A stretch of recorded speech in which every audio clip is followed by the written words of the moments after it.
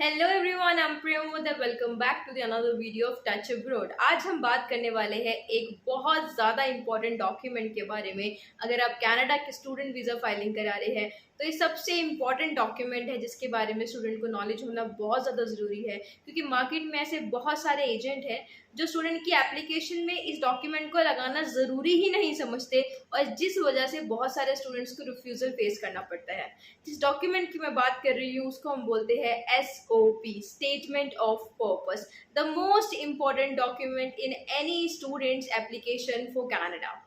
अगर आप कनाडा की एप्लीकेशन कर रहे हैं तो आपको स्टेटमेंट ऑफ पर्पस लगाना मैंडेटरी है। स्टेटमेंट ऑफ पर्पस को प्रॉपरली बनाना अपनी लैंग्वेज में, प्लस कुछ यूनिकनेस डालना, प्लस कुछ इम्पोर्टेंट क्वेश्चंस को आंसर करना काफ़ी ज़्यादा ज़रूरी है, क्योंकि स्टेटमेंट ऑफ पर्पस के बेसिस पे ही वीज़ा ऑफिसर स्टूडेंट का वीज़ा सेंक्शन करता है। और वीज़ा एक ऐसी चीज़ है जिसके लिए स्टूडेंट ये सब कुछ कर रहा है, और अगर उसमें स्टेटमेंट ऑफ पर्पस प्रॉपरली नहीं बनाई गई तो स्टूडेंट को रिफ्यूज़ल तक फेस करना पड़ सकता है।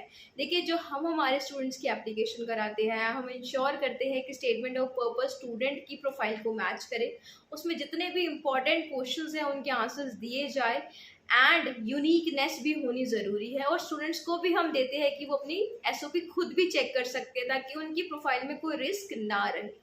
तो आज के इस वीडियो में हम आपके साथ शेयर करने वाले हैं वो इम्पोर्टेंट क्वेश्चंस, और उन इम्पोर्टेंट क्वेश्चंस के अंदर आप क्या आंसर दें ताकि आपके वीज़ा के चांसेस हाई हो जाए। तो टाइम को वेस्ट ना करते हुए आज की मेन वीडियो को हम स्टार्ट करते हैं। लेकिन वीडियो को स्टार्ट करने से पहले आप सबको रिक्वेस्ट करना चाहती हूँ कि इस चैनल को सब्सक्राइब कर लीजिए, नोटिफिकेशन बेल दबा दीजिए। कनाडा के लेटेस्ट अपडेट जो भी इम्पोर्टेंट है वो इस चैनल पे आपको देखने को मिलते हैं। जितनी भी इम्पोर्टेंट इन्फॉर्मेशन एक स्टूडेंट को पता होनी चाहिए वो भी आपको इस चैनल पे मिल जाएगी, अगर आप कनाडा प्लान कर रहे हैं अपनी फर्दर स्टडीज़ के लिए।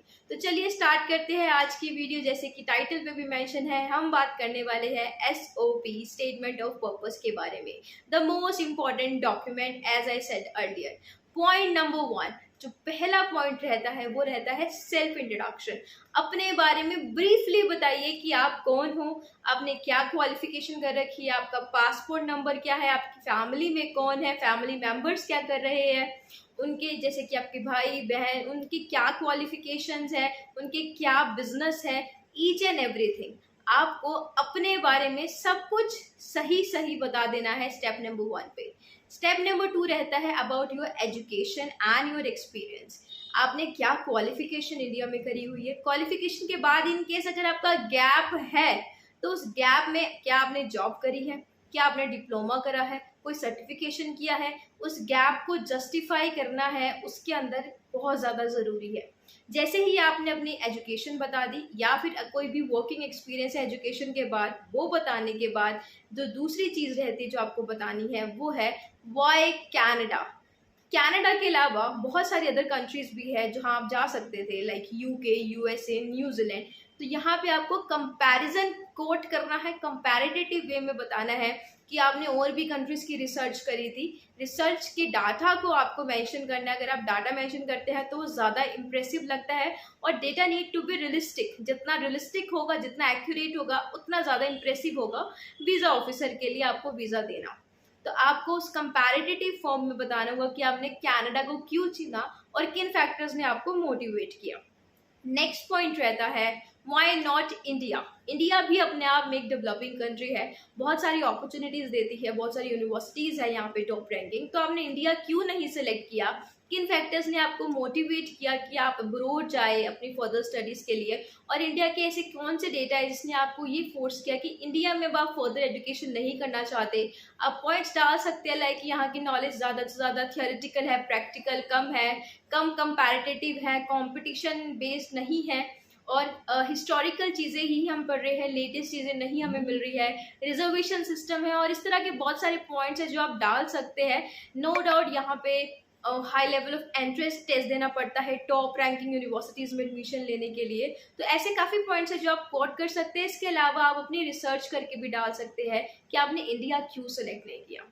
अगला चीज़ रहता है अपनी यूनिवर्सिटी के बारे में। जिस यूनिवर्सिटी में आप जा रहे हो, जिस प्रोवेंस में जा रहे हो, उसके बारे में भी आपको बताना है कि आपने यही प्रोवेंस क्यों सेलेक्ट किया, यही यूनिवर्सिटी क्यों सेलेक्ट करी, क्या आपने किसी और यूनिवर्सिटी में ऑफर अप्लाई किया था, क्या आपको किसी और यूनिवर्सिटी ने ऑफर दिया या नहीं दिया।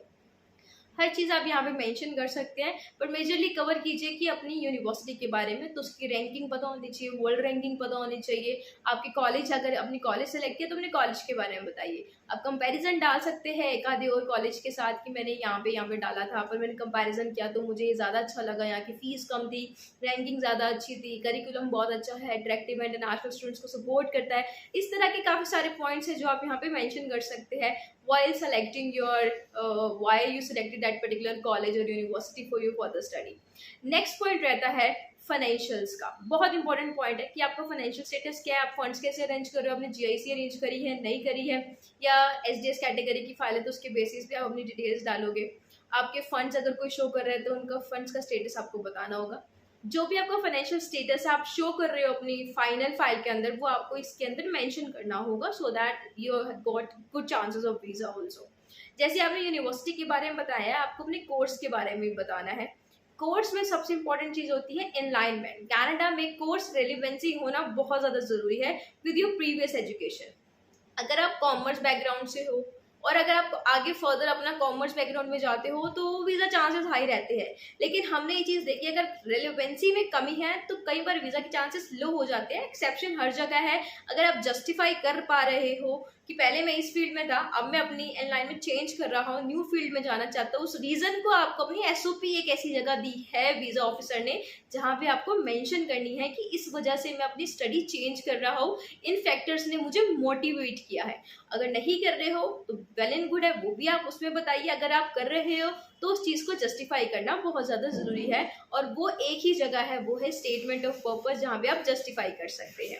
आगे चलते हैं जिसमें रहते हैं कि आपके फ्यूचर प्लान्स क्या है। कनाडा को आपको जस्टिफाई इस पैराग्राफ में यही करना है कि आप सिर्फ पढ़ने जा रहे हैं, कुछ टाइम का वर्किंग एक्सपीरियंस लेंगे और उसके बाद डेफिनेटली आप इंडिया वापस आ जाएंगे अपनी फैमिली के पास जो कि इंडिया में है। ये फैक्टर एक्सप्लेन करना ज़रूरी है क्योंकि मैक्सिमम रीज़न ऑफ रिफ्यूज़ल यही होता है कि उनको ऐसा लगता है कि आप वापस नहीं आएंगे, आपके इंटेंशंस वापस आने के नहीं हैं। तो इसीलिए ये बहुत ज़्यादा ज़रूरी है कि आप अपने फ्यूचर प्लान्स को प्रॉपरली एक्सप्लेन करो कि आप कनाडा क्यों जा रहे हो फर्दर स्टडी के लिए। So these are the major points, main points मैंने आपको बता दिया कि ये तो आपके स्टेटमेंट ऑफ पर्पस में होना ज़रूरी है। अदरवाइज आपको कोई गाइडलाइंस चाहिए, अगर आप इसमें भी एडवाइस लेना चाहते हैं, हमारे काउंसलर्स आपके लिए अवेलेबल हैं।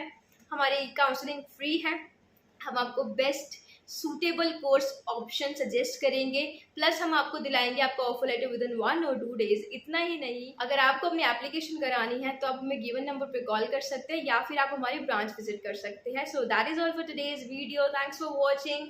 Do subscribe, share, comment your queries. Thank you.